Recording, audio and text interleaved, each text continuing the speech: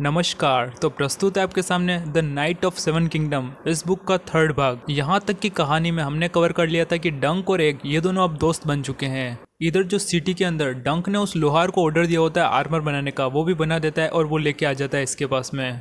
बस इसको चैंपियनशिप में अपना नाम रजिस्टर करवाना होता है, जिसके लिए वहाँ का जो मास्टर होता है वो मना कर देता है। वो कहता है कि कोई न कोई वैलिड प्रूफ दिखाओ कि तुम एक नाइट हो, तभी मैं तुम्हें एंटर करने दूंगा।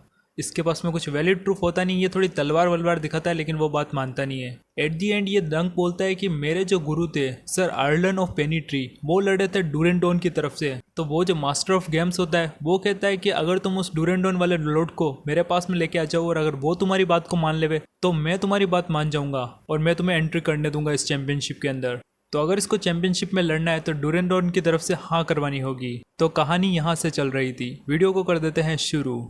सुबह होती है और डंक और एग ये दोनों अब यहाँ से अपने आशियाने से चले जाते हैं सिटी की तरफ। सबसे पहले डंक जाता है सर मैनफ्रेड के तंबू की तरफ और वहाँ पे एंट्री मारता है। मैनफ्रेड एक बुढ़ा सा आदमी होता है जिसके पर्पल सा कलर का कोट पहन रखा होता है और उसके पीछे एक लाइटनिंग का निशान बना हुआ होता है। ये सीधा बोलता है कि आपके पिता के टाइम पर उन्होंने जब वल्चर किंग यानी कि डॉन की तरफ लड़ाइयाँ लड़ी थी, उस टाइम पर सर अर्लन ऑफ पेनिट्री भी आपकी तरफ से लड़े थे और उस टाइम पर मैं एक छोटा सा बच्चा था, एक स्क्वायर था उनका। तो आप मेरे को फेवर करें और वहाँ पर जाके मेरी बात को मान ले वे। परंतु ये जो मैनफ्रेड बंदा होता है वो साफ मना कर देता है। वो बोलता है मैं ऐसे कोई बंदे को नहीं जानता, न मैं तुमको जानता हूँ न तुम्हारे गुरु को जानता हूँ।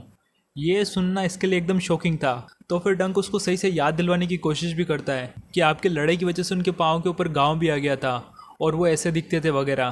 पर सर मैनफ्रेड होता है वो बिल्कुल अलग ही बंदा होता है। वो साफ मना कर देता है कि मैं ऐसे बंदे किसी को नहीं जानता हूँ और हो सकता है वो मेरे पिताजी के साथ में लड़ा हो, लेकिन मेरे पिता के साथ में उस टाइम पर पूरे 800 नाइट थे और हजारों की संख्या में सोल्जर्स। तो हर एक बंदे को हम जानते हो ऐसा तो पॉसिबल नहीं है।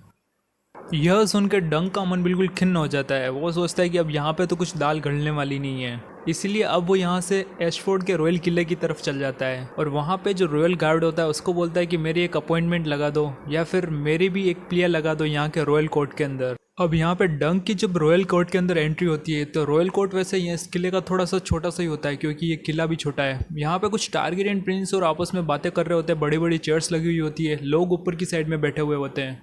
यहाँ पे कुछ टारगेरियन लोग होते हैं और यहाँ का जो लॉर्ड होता है वो भी होता है। इन सब की चेयर्स लगी हुई होती है और वो सब आपस में बातें कर रहे होते हैं। जब डंक की एंट्री होती है तब वहाँ पे एक बंदा जोर जोर से चिल्ला रहा होता है कि वो कहता है वो बंदा बिल्कुल पागल है, डेरोन ने ऐसी चीज़ें पहले भी कर चुका है और वो हर बार यही कोशिश करता है। मैंने तुम्हें पहले भी मना किया था कि उसका नाम इस चैंपियनशिप के अंदर मत लिखवाओ, पर तुमने लिखवा दिया। दूसरा बंदा इसको रिप्लाई देता है कि कुछ भी हो वो तुम्हारा ब्लड ही तो है और रिश्ते में मेरा भी तो ब्लड लगता है। धीरे धीरे समय आएगा और वो बदल जाएगा, हमें उसको थोड़ा समय देना चाहिए, भले ही वो ऐसी चीज़ें कितनी भी बार कर देवे। और मत भूलो एगोन भी उसके साथ में है। जो पहला बंदा होता है टारगेरियन, वो थोड़ा गुस्सा हो जाता है। वो बोलता है कि ये सब कब बदलेगा, वो टर्निंग होने के बाद में, और मुझे बार बार उसकी याद मत दिलाओ। वो भले ही मेरा बेटा हो लेकिन वो मेरे लिए कुछ मायने नहीं रखता। और डेरोन से बेहतर तो मेरा एरियन बेटा है जो कि यहाँ पर है और वो हर हालत में लड़ेगा और जीतेगा। और देखना इसके लड़ने की क्षमता उससे काफ़ी बेहतर है। अब तुम्हें भी यहाँ पर समझ में नहीं आ रहा होगा कि कौन डेरोन कौन एगोन, ये दोनों आपस में क्यों लड़ रहे, किस पे क्या एलिगेशंस लगा रहे। वो धीरे धीरे समझ में आ जाएगा। एक्चुअली में क्या बुक्स को इसी टाइप से लिखा जाता है जिससे कि हमें स्टार्टिंग में सब कुछ पता नहीं चल जाए, धीरे धीरे चीज़ें पता चले। तो इसके बाद में क्या होता है कि डंक की एंट्री होती है वहाँ पे हॉल के अंदर और जैसे वो बुढ़ा आदमी नहीं होता है, वो बोलता है कि मेरा बेटा जैसा वैसा भी है, ठीक है ना, ऐसा करके वो अचानक से इसको देखता है और बोलता है तुम कहाँ से आ गए और तुम कौन हो। दूसरा जो टारगेरियन होता है वो थोड़ा हंसते हुए कहता है ये एक नाइट है और ये अपनी कोई शिकायत को लेकर यहाँ पर आए। भाई तुम और मैं यहाँ पर एक्स्ट्रा है, बाकी यहाँ के लोगों का काम है। तो चलो नाइट, आप हमारे पास में आ जाओ और अपनी शिकायत बताओ। अब यहाँ पे बहुत सारे लॉर्ड्स वॉर्ड्स बैठे हुए होते हैं और टारगेरियंस भी होते हैं। तो डंक थोड़ा सा चौंक जाता है। वो ये एक्सपेक्ट नहीं कर रहा होता है कि टारगेरियंस भी यहाँ पे होंगे। तो वो थोड़ा हिचकिचाते हुए बोलता है कि माय लॉर्ड्स।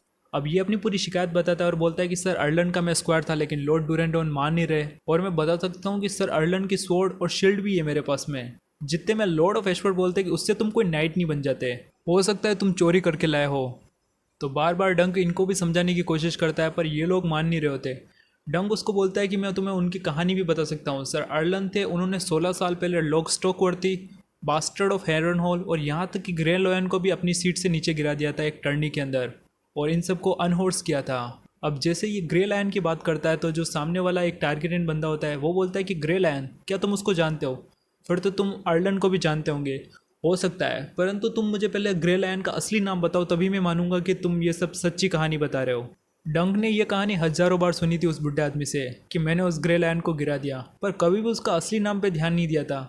अब इसको जैसे तैसे याद नहीं आ रहा था, लेकिन लास्ट में आ जाता है और जोर से चिल्ला के बोलता है, sir Daemon Lannister, the grey lion, he is lord of Casterly Rock now. यहाँ पे जो टारगेरियन होता है वो बोलता है कि हाँ मैं ग्रे लायन को जानता हूँ और तुम जो बता रहे हो वो भी सही है, इसीलिए मैं तुम्हें एंट्री करने की परमिशन देता हूँ और टर्नी में तुम पार्ट ले सकते हो। जो दूसरा लॉर्ड होता है वो यहाँ पे उससे पूछता है कि आप उसको कैसे जानते हो। तो यहाँ पे यो टारगेरियन उसको पूरी स्टोरी सुनाता है कि एक बार स्टॉर्म एंड के अंदर एक टर्नी हुई थी, वहाँ पर वो लड़ा था और उसने उस ग्रे लायन को नीचे गिरा दिया था। लेकिन ग्रे लायन को गिराने के बाद में उसकी बारी मेरे से थी और मैंने सर आइलैंड ऑफ पेनिट्री को 4 बार में नीचे गिरा दिया था, चौथी बार तो वो नीचे गिर गया था। इतने में डंक जोर से चिल्ला के बोलता है कि चौथी बार नहीं, वो 7वीं बार थी और मेरे मास्टर ने मुझे अच्छी तरीके से बताया है। तो ये जो टारगेरियन होता है वो थोड़ा हिचकिचाते हुए कहता है, जैसे जैसे समय बढ़ता है वैसे ही कहानियाँ थोड़ी ज़्यादा बढ़ती जाती है, पर मैं तुम्हें बता दूँ वो चौथी ही बार था, 7वीं बार नहीं। अब डंक एकदम से रियलाइज़ करता है कि इतना ज़ोर से चिल्ला के बोल दिया और ये टारगेरियन प्रिंसेस के सामने ऐसे कैसे बोल सकता है वो। तो वो वापस से डरने लग जाता है, वो घुटनों पे गिर जाता है, सिर नीचे की तरफ कर देता है और वो बोलता है कि नहीं, मेरा ये कहने का मतलब नहीं था, मेरे को बस ओल्ड मैन ने वो कहानियाँ बताई थी इसीलिए मैं ऐसा कह रहा हूँ, और मैं तो एक भोला भाला सा एक बकवास सा नाइट हूँ, मुझे तो सही से लड़ना भी नहीं आता, मैं बहुत स्लो हूँ। सामने जो टारगेरियन बात कर रहा होता है वो बोलता है, हाँ तुम स्लो तो हो लेकिन स्ट्रांग भी हो, कुछ नहीं, खड़े हो जाओ, कोई भी टेंशन की बात नहीं है। डंक ऊपर की तरफ खड़ा होता है और जो प्रिंस होता है उसकी तरफ देखता है, तो ये प्रिंस होता है बेलोर टारगेरियन, प्रिंस ऑफ ड्रैगन्स, और आगे आने वाले समय में ये बनने वाला था एगोन द कॉन्करर की जगह पे बैठने वाला, आयरन थ्रोन पे बैठने वाला सबसे बड़ा राजा। ये वापस से इसको बताता है कि सर आयरलन ने आपके बारे में बताया कि वो जो टर्नी उस टाइम पे हार गए थे, उसके बाद में भी उनकी जो भी सारी चीज़ें थी आपने उनको दे दी। प्रिंस बेलोर बोलता है कि हाँ मेरे उनसे काफ़ी अच्छी दोस्ती थी। अब डंक यहाँ पे थोड़ी उल्टी सीधी भाषा का वापस से प्रयोग कर लेता है, जिससे ये वापस डरने लग जाता है। इसका मुंह पे कंट्रोल नहीं होता है कि इतने बड़े लोगों से बात कर रहा है, तो कुछ भी इसके मुंह से निकल जाता है और फिर उसके बाद में रिग्रेट करता रहता है। इसके बाद में टारगेरियन प्रिंस के कहने पर वो जो मास्टर ऑफ गेम्स होता है वो इसको अलाउ कर देता है इस चैंपियनशिप के लिए। प्रिंस बेलोर का एक और भाई होता है जो होता है मेकर, जो कब से इससे बात कर रहा है और जो बोल रहा है कि मेरे बेटे सही नहीं है, इस टाइप की बातें कर रहा है। इसके बाद में डंक इनको थैंक यू बोलता है और वो प्रिंस मेकर को भी बोलने की कोशिश करता है कि कुछ नहीं, आपके बेटे कहीं पे चले गए हैं परंतु जल्दी आ जाएंगे। परंतु मेकर थोड़ा गुस्सेल टाइप का बंदा होता है, वो साफ बोलता है कि मैं यहाँ पे फालतू किसी हेज नाइट की बातें सुनने के लिए नहीं आया हूँ और उससे बातें करके सिंपैथी तो मैं बिल्कुल भी नहीं लेने वाला, तो तुम चुपचाप यहाँ से निकल जाओ। तो यहाँ पे डंक झुक के निकल जाता है, लेकिन जो बेलोर होता है वो थोड़ा खुश होता है इससे बात करके और बोलता है, प्लीज़ सर नाइट आप यहाँ से जा सकते हैं। जाने से पहले बेलोर इसको रोकता है और बोलता है कि 1 मिनट पीछे की तरफ मुड़ो, तुम तो उसके आयरलैंड के बेटे नहीं हो, ना ही उसके कोई रिलेटिव हो, तो फिर तुमने उसके सीगल क्यों अपना रखा है? तुम्हारा खुद का सीगल होना चाहिए जो तुम्हारे हाउस को रिप्रेजेंट करे। डंक बोलता है, थैंक यू सर, मैं अपने सीगल को चेंज कर लूँगा। डंक कैसल से बाहर निकल जाता है और बाहर आ जाता है जहाँ पे टेंट लगे हुए होते हैं, बाजार वाजार होता है। एक भी ये अपने साथ में आशाने से यहाँ पे तो लेके आ गया होता है, लेकिन अपने साथ में कैसल में नहीं ले जाता है और एक शर्मा रहा होता है कि इसको कैसल के अंदर नहीं जाना है। इतनी देर से जब डंक अंदर था तब ये एक बाहर की तरफ ही पपेट शो देख रहा था, वो जो शो वो नहीं होते नाटक मंडली वाले वो, और बारंबार ये ध्यान रख रहा होता है कि इसके सिर को कोई देख नहीं लेवे, इसलिए हुडी को बार बार सिर के ऊपर लगा रहा होता है। ये जो नाटक चल रहा था वो था फ्लोरिन और जेनो कुल के बारे में, ऐसे कुछ कैरेक्टर से उनके ऊपर चल रहा था। काफ़ी बेहतरीन नाटक चल रहा था, हर कोई एंजॉय कर रहा होता है। एक भी यहीं पे होता है, थोड़ी देर के बाद में डंक भी यहाँ पे आ जाता है। एट दी एंड ये नाटक खत्म हो जाता है और उसके बाद में क्या डंक और एग ये दोनों जाते हैं जहाँ पे नाटक चल रहा होता है उस मेन एक्ट्रेस के पास में, और वहाँ पे जाते तो वो लड़की इनकी तरफ देख के थोड़ी मुस्कुराने लग जाती है, स्पेशली डंक को देखकर। वो लड़की बाकी सारी वेस्टरोस के लड़कियों से तो काफ़ी लंबी होती है लेकिन डंक से थोड़ी सी छोटी। वैसे तुम्हें पता है डंक की हाइट और हेल्थ कुछ ज़्यादा ही है, तो बस इसके हिसाब की ही थी वो भी।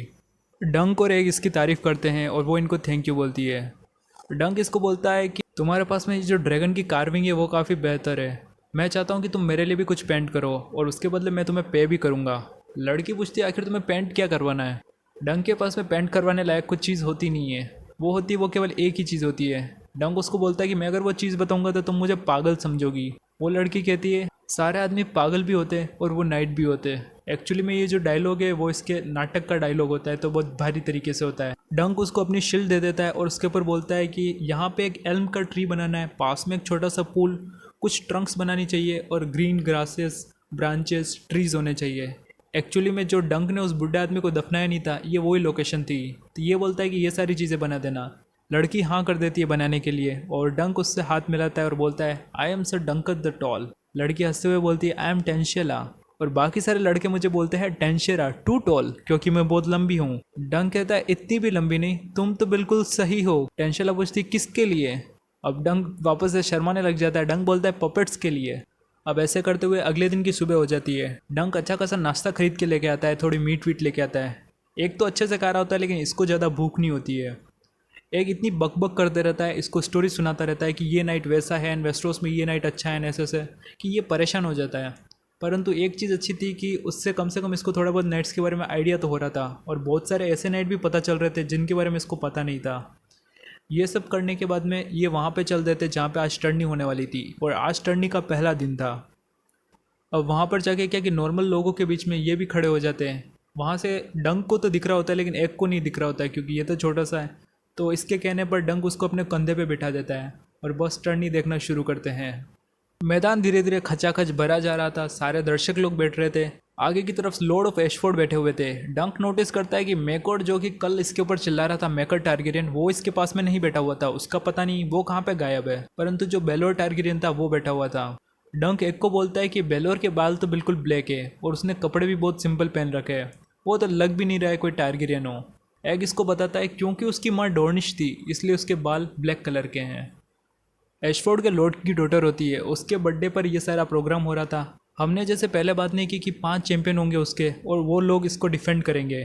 तो यहाँ पे 5 कौन कौन है हम देख लेते हैं। सबसे पहले तो एशफोर्ड के दोनों बेटे होते हैं। इसके अलावा लियो लॉन्गहॉर्न होता है जो कि होता है हाई गार्डन का। इसको देखते ही एग उसको साफ बोल देता है कि मैंने इसको लड़ते हुए देखा है, डंक तुम गलती से भी इसको चैलेंज मत कर देना। तो डंक इसको थोड़ा चमकाते हुए बोलता है बेटा तुम जब जन्मे भी नहीं ना, बेटा जब तुम जन्मे भी नहीं ना तब मैं उसके वहाँ पे काम करता था, मैं उसको अच्छी तरीके से जानता हूँ। फोर्थ जो चैंपियन था वो आया था वेल ऑफ एरेस से जिसका नाम था सर हम्फ्रे और ये भी काफ़ी अच्छा खासा लड़ता था जिसने कि मेडनपुल के अंदर बाकी सारे बहुत सारे लोगों को नीचे गिराया था। 5th नंबर पे जो हमारा चैंपियन है वो है प्रिंस वेलोर टारगेरियन। इसके पास में 2-3 किंग्सगार्ड तो ऐसे ही खड़े रहते हैं। डंक इसको देख के बोलता है कि इसको कोई लड़ना भी पसंद करेगा या फिर नहीं, ये तो एक टारगेरियन है, इससे पंगा कौन ही लेगा। ऐसे ही जो सारे 5 चैंपियंस होते हैं वो तैयार होते हैं। अब जैसे ही लॉर्ड ऑफ एशफोर्ड बोलता है कि लड़ने के लिए तैयार हो जाओ तो लोग इनको चैलेंज करते हैं। टाइबोल्ट लेनिस्टर होता है जो कि ग्रे लायन, वो चैलेंज करता है यहीं के लॉर्ड एशफोर्ड के बेटों को। इसी तरह बाकी सारे चैंपियंस को भी कोई न कोई जरूर चैलेंज करता है, लेकिन अपने प्रिंस वेलोर है उनको कोई नहीं कर रहा होता है। अब यहाँ पे जोरदार जोस्टिंग और ये जो सारी टर्नी का कार्यक्रम होता है वो शुरू हो जाता है। नाइट्स एक दूसरे को गिरा रहे होते हैं, आपस में लड़ रहे होते हैं, लेंसेज एक दूसरे के ऊपर तोड़ रहे होते हैं और जोरदार फाइट्स चल रही होती है। यहीं पे एक कैरेक्टर होता है सर लायनल बराथियन जो कि थोड़ा सा बुढ़ा तो होता है लेकिन लोग उसको बोलते हैं लाफिंग स्टॉर्म। ऐसा होता है कि वो किसी को भी गिराता है, ऊपर उठाता है, कुछ भी करता है, वो हंसने लग जाता है और बहुत ज़ोर ज़ोर से हंसता है। उसका जो चैलेंज होता है वो एशफोर्ड के प्रिंस के सामने होता है। तो 10 लेंसेज तो ये एक दूसरे के ऊपर तोड़ देते हैं लेकिन लाफिंग लायन अपनी तलवार से उसको बहुत पीट देता है जिसकी वजह से रॉबर्ट ऑफ एशफोर्ड होता है वो हार घोषित कर देता है। इसको देख कर लॉर्ड एशफोर्ड तो थोड़ा गुस्सा होते हैं लेकिन उनको भी एडमिट करना पड़ता है यार कि लाफिंग स्टॉर्म ये काफ़ी अच्छा खासा लड़ाका है, तो उनका बेटा कम से कम थोड़ी देर तक उनके सामने लड़ तो पाया। कुछ जो नाइट होते हैं वो प्रिंस वेलोर टारगेरियन उनसे भी आके लड़ते हैं लेकिन हार जाते हैं। डंक इनको दूर की तरफ से देखता है और बोलता है कि रॉबर्ट एशफोर्ड वो जो लाफिंग स्टॉर्म के सामने लड़ा उससे बेहतर तो मैं लड़ सकता था, एटलीस्ट मैं उससे कुछ बेटर कर सकता था और हारता तो नहीं। लेकिन जो कुछ भी हो, टाइबोल्ट लेनिस्टर और लाफिंग स्टॉर्म ये 2 चैंपियंस को रिप्लेस कर देते हैं और ये बन जाते हैं चैंपियंस। चैंपियन का मतलब ये नहीं कि पूरा का पूरा ये टर्नी जीत गए, अभी चैंपियन बने हैं 5 चैंपियन, वो है बस। इधर प्रिंस वेलोर की तरफ देखता है तो वेलोर को कुछ एक लोग ही लड़ा रहे होते हैं, उनसे लड़ने के लिए कोई आ ही नहीं रहा होता है। तो वो पास में एक चेयर पे बैठ जाता है, उसके पास में कुछ किंग्स गार्ड खड़े होते हैं और टाइम टाइम पर एक नौकर आकर उसको कुछ पिला रहा होता है गिलास के अंदर। डंक उसको देख के सोचता है अगर वो पानी पी रहा है तो सही बंदा है और अगर दारू पी रहा है तो उससे ज़्यादा मूर्ख कोई नहीं है। अब यहाँ पे थोड़ी देर बाद में प्रिंस वेलोर के सामने एक चैलेंज आ जाता है। वो चैलेंज होता है लॉर्ड गिवन का, तो जो थोड़ा बुढ़ा भी होता है। तो डंक उससे पूछता है कि क्या लगता है इन दोनों में से कौन जीतेगा। एक कहता है वेलोर का जो ओपोनेंट है वो काफ़ी बेहतर है। डंक उसको डांटते हुए बोलता है तुम एक स्क्वायर हो और तुम्हें थोड़ी भाषा का ज्ञान होना चाहिए, तुम उन्हें प्रिंस वेलर कहो, वेलर नहीं है वो। इसके बाद में प्रिंस वेलर और वो जो बंदा नहीं होता है गवन, उन दोनों की फाइट होती है। फाइट ज़्यादा चलती नहीं है क्योंकि वो बुढ़ा आदमी होता है, फिर भी जैसे तैसे इसके सामने स्टैंड कर रहा होता है। 2-3 लेंसेज एक दूसरे के ऊपर गिराते हैं और उसके बाद में वो बुढ़ा आदमी होता है वो अपने घोड़े से नीचे गिर जाता है। जैसे ही नीचे गिरता है यंग प्रिंस जल्दी से अपने घोड़े से नीचे कूदते हैं और अपनी तलवार बाहर निकाल के उसकी तरफ दौड़ पड़ते हैं। तलवार लाके सीधा इसकी गर्दन के ऊपर रख देते तो वो बंदा बोलता है आई यील्ड योर ग्रेस, आप बहुत अच्छी तरीके से लड़े। और जैसे ये इंसिडेंट होता है उसके बाद में बाकी सारे जो लोग होते हैं वो जोर जोर से चिल्लाने लग जाते हैं, हमारे प्रिंस बहुत बेहतरीन लड़े, बेहतरीन लड़े। इस तरह की नारेबाजी शुरू हो जाती है। एक बोलता है इतना भी खास नहीं है, वो एक बुढ़ा आदमी था। डंक बोलता है तुम चुप हो जाओ या फिर तुम चुपचाप वापस कैंप में भी जा सकते हो। इसी तरीके से ये टर्नी पूरे दिन भर चलती है। बहुत सारे चैलेंजर्स आते हैं और उनके सामने ये जो चैंपियंस होते हैं ये खुद को डिफेंड करने की कोशिश करते हैं। टाइबोल लेनिस्टर के सामने एक चैलेंज आता है, वो इसको नीचे भी गिरा देता है, लेकिन नीचे गिरने के बाद में ये अपनी तलवार से बेटर परफॉर्म करता है और चैंपियन बना रहता है। लोगों को जो सबसे ज़्यादा फाइट देखने में मज़ा आ रही थी वो था लायनल बराथियन।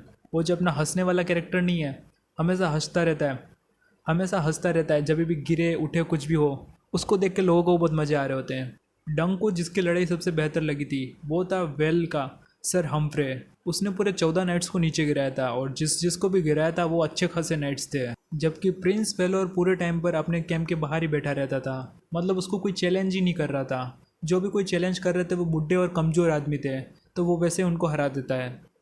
अब ऐसे करते हुए शाम हो जाती है और अब लगभग ख़त्म होने वाला ही होता है। इतने में जो डंक के वो कंधे के ऊपर बैठा हुआ नहीं होता है एक, वो ज़ोर से इसका गर्दन दबाता है अपने पैरों से। डंक बोलता है तुम मुझे मार डालोगे क्या। सारे लोग एक तरफ पे देखना शुरू हो जाते हैं क्योंकि ऐसे कैरेक्टर की एंट्री हो जाती है जिसको लेकर सबके अंदर देखने की चाहत होती है, और वो कौन है वो तुम अभी देखना। एक बंदा जोर से अनाउंसमेंट करता है, prince Aerion bright flame of house Red Keep of King's Landing, son of Maekar prince of Summer hall of house Targaryen, grandson of Daeron the good, second of his name king of Andals and the Rhoynar and the first men lord of 7 kingdoms. कुल मिलाकर एक नया Prince आ गया है Targaryen वो लड़ने के लिए जिसका नाम है एरियन। जैसे प्रिंस वेलोर के कोर्ट के ऊपर बना हुआ था 3 हेडेड ड्रैगन, वैसे ही एरियन के पीछे भी बना हुआ था, लेकिन इनके कलर्स थोड़े से अलग थे। ये यहाँ पे अपने घोड़े के ऊपर बैठ के आता है। इसकी जो ड्रेस होती है वो ब्लैक वेलवेट के फर की बनी हुई होती है और इसका घोड़ा भी काफ़ी बेहतर दिख रहा होता है। ये यहाँ पर आने के बाद में सबसे पहले तो एशफोर्ड और जो लॉर्ड बेलोर नहीं बैठे हुए होते हैं, प्रिंस बेलोर जो सबसे ऊपर की तरफ बैठे हुए होते हैं उनकी तरफ जाता है और अपना जो लेंसेज होता है उसको नीचे की तरफ करता है, यूं कि थोड़ा रेस्पेक्ट देने के लिए। इसके बाद में ये जाता है चैंपियंस की तरफ, एक एक करके सारे चैंपियंस को पास करता है और लास्ट में जाता है प्रिंस वेलोर के पास में। सारे लोग यहीं पे देखने लग जाते हैं और सबका फोकस यही होता है कि क्या ये दोनों टारगेरियन प्रिंस यहाँ पे लड़ने वाले हैं। प्रिंस वेलर भी काफ़ी अच्छा खासा लड़ाका होता है, लेकिन आज उसको कोई अच्छा शिकार मिला नहीं था। वो भी जो चेयर पे बैठा हुआ था वो इसको देख के खड़ा हो जाता है और अपनी शील्ड विल्ड को ठीक करने लगता है और घोड़े पे बैठने ही वाला होता है। उतने में ये जो एरियन होता है वो पीछे की तरफ मुड़ जाता है और ज़ोर ज़ोर से हंसते हुए बोलता है, सर हम्फ्रे, वो छोटे से नाइट हम्फ्रे, मेरी तरफ आओ, तुम्हें अब ड्रैगन को फेस करना होगा। तो ये फेस करने वाला होता है हम्फ्रे को। अब ये दोनों नाइट्स तैयार हो जाते हैं। एक तरफ पे होता है सर हम्फ्रे, दूसरी तरफ पे होता है सर एरियन। दोनों ही अपने अपने घोड़े को लेकर एक दूसरे की तरफ दौड़ना शुरू करते हैं और दोनों के हाथों में होते हैं लेंसेस। एक जो इसके ऊपर बैठा हुआ था डंक के ऊपर, वो धीरे धीरे से चिल्ला रहा था, मार डालो उसको, मार डालो, अभी की अभी मार डालो उसको। पर डंक को पता नहीं था कि ये किसकी साइड से बोल रहा है, इन दोनों में से वो किसको सपोर्ट कर रहा है। एरियन अपना लंबा सा लेंस होता है उसको सही करता है और जैसे तैसे इन दोनों की जो टक्कर होती है वो काफ़ी तगड़ी होती है। डंक देखता है कि जो लेंस था वो प्रिंस एरियन मिस कर देता है और वो हम्फ्रे के नहीं लगता है, वो लगता है इनके घोड़े के। पर एक मिनट, क्या वो सच में इनको मारने वाला था या फिर इनके घोड़े को? नहीं नहीं नहीं, वो ऐसा नहीं कर सकता। सर हम्फ्रे तो बच जाता है, लेकिन उसका जो घोड़ा होता है, उसका जो ब्रेस्ट प्लेट होता है उसके नीचे की तरफ, उसके नेक में ये लेंसेज मार देता है और उसकी वजह से वहाँ से खून निकलना स्टार्ट होता है और वो दोनों नीचे गिर जाते हैं। खून इतना जोरदार और वहाँ से मांस निकलता है कि देख के एकदम मतलब गिन आ जाए। सारे लोग जोर जोर से चिल्लाने लग जाते हैं कि ये क्या कर डाला। सारे लोग जोर जोर से चिल्लाना शुरू हो जाते हैं और जो एरियन होता है वो भी चिल्ला रहा होता है, लेकिन जो सर हम्फ्रे होते हैं वो नीचे गिर जाते हैं और इनके घोड़े के गले के आर पार हो जाता है लेंस और उसके अंदर से खून वून निकल रहा होता है और वो मर रहा होता है। वो भी जोर जोर से चिल्ला रहा होता है, लेकिन लोगों की आवाज़ें इतनी थी, ड्रम ड्रम की आवाज़ें, कि उस घोड़े की आवाज़ें किसी को सुनाई नहीं दे रही थी। एक जो डंक के शोल्डर पे बैठा हुआ था वो बोलता है कि मार डालो इस घोड़े को, कम से कम मार डालो। डंक भी इसको देख के चौंक जाता है। वो सोचता है कि कहीं मेरे घोड़े के साथ में ऐसा हुआ तो, कहीं उसने मेरे घोड़े को मार दिया था या फिर किसी और नाइट ने मार दिया तो इस टर्नी के अंदर, फिर क्या होगा। मतलब कि ये चीज़ उसके लिए भी शॉकिंग थी कि इतनी बुरी तरीके से किसी घोड़े को कोई कैसे मार सकता है। वो अपने स्क्वायर की तरफ देखता है, एक की तरफ, और बोलता है हाँ बहुत बुरा हुआ। एक स्क्वायर को लेकिन स्ट्रॉन्ग होना चाहिए, और इस तरह के एक्सीडेंट तो होते रहते हैं टर्नी के अंदर। एक बोलता है एक्सीडेंट, ये कोई एक्सीडेंट नहीं था, एरियन ने जानबूझ के किया, क्या तुमने सही से देखा नहीं। वो एक्सेप्ट नहीं कर सकता था कि कोई नाइट ऐसा करेगा। वो कहता है कि मैंने इससे भी बुरी चीज़ें देखी है किसी टर्नी के अंदर, परंतु ये सब तभी होती है जब कोई नाइट अपने लेंस से अपना कंट्रोल छोड़ देता है और उसकी वजह से घोड़ों को सफ़र करना पड़ता है। पर इसका मतलब ये नहीं कि नाइट की गलती है। और वैसे भी आज की जोस्टिंग ख़त्म होने आ गई है, अब शाम भी हो चुकी है, तो चलो जो भी हो। अब ऐसे करते हुए काफ़ी शाम भी हो जाती है और लॉर्ड ऑफ एशफोर्ड कमांड करते हैं कि बस आज की टर्नी ख़त्म हुई, बाकी के जो सारे चैंपियंस है नाइट्स है वो कल लड़ेंगे। यहाँ से डंक और एग निकल जाते हैं और ये जो लास्ट में एंडिंग हुई थी वो काफ़ी घिनौनी थी। ये वहाँ से निकल के वापस आ जाते हैं बाजार की तरफ